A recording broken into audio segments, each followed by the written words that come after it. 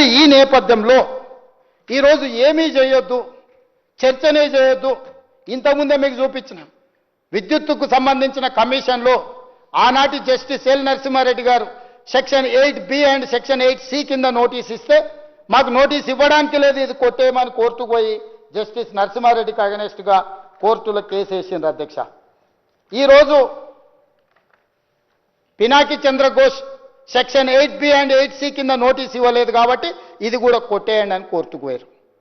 Court అన్నది ఇప్పుడు కొట్టేసేంత urgent ఏం లేదు, ప్రభుత్వం ఏం చేస్తుందో చూద్దామని. ఆ తర్వాత నిన్న ఇంటరిమ్ అప్లికేషన్ వేసిండ్రు అధ్యక్ష. అసెంబ్లీలో చర్చ చేసిరు కానీ నన్ను మా మామని ఏం అనొద్దు, మేము దొంగతనాలు చేస్తూనే ఉంటాం, దోపిడీలు చేస్తూనే ఉంటాం. ఒక ఆయన ఎర్రవల్లిలో ఫామ్ హౌస్ 1000 ఎకరాల్లో కట్టుకుంటాడు, ఇంకొక ఆయన జన్వాడలో 25 ఎకరాలలో ఇంకొక ఆయన కట్టుకుంటాడు, ఒక ఆయన మోయినాబాద్లో కట్టుకుంటాడు, వాళ్ళ ఆడబిడ్డ శంకరపల్లిలో కట్టుకుంటుంది, సంతోష్రావు గారు ఇంకెక్కడో కట్టుకుంటారు. 100 ఎకరాల ఫామ్ హౌజులు, 1000 కోట్ల రూపాయల ఆస్తులు, టీవీలు, పేపర్లు, పెట్టుబడులు ఎక్కడి నుంచి వచ్చినాయి అధ్యక్ష?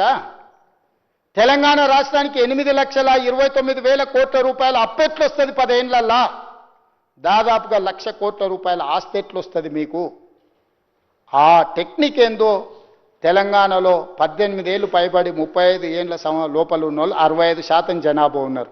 గా యువకులకు కూడా గా విద్య నేర్పిస్తే తెలంగాణ రాష్ట్రం నిమిషాల మీద $1 ట్రిలియన్ ఎకానమీకి రాదా అధ్యక్ష? మీ పిల్లలకే ఎందుకు ఆ నైపుణ్యం ఉంది? మీ పిల్లలే ఎందుకు ఇంత వేగంగా 1000 కోట్ల రూపాయలు సంపాదించిండ్రు? 100 ఎకరాల ఫామ్ హౌస్లు ఎక్కడి నుంచి వచ్చినాయి? భవనాలు ఎక్కడి నుంచి వచ్చినాయి? బంజారా హిల్స్లో ఆస్తులు ఎక్కడి నుంచి వచ్చినాయి?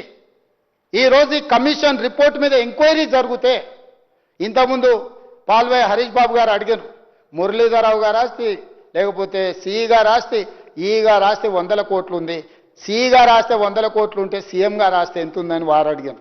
ఆ ఎంతుంది తేల్చనికనే ఈరోజు విచారణ చేద్దామంటున్నాం అధ్యక్ష.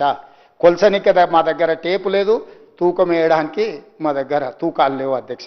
ఇవన్నీ తూకం వేయాలంటే అంత ఎక్స్పర్టిజం కూడా ఉండాలి అధ్యక్ష.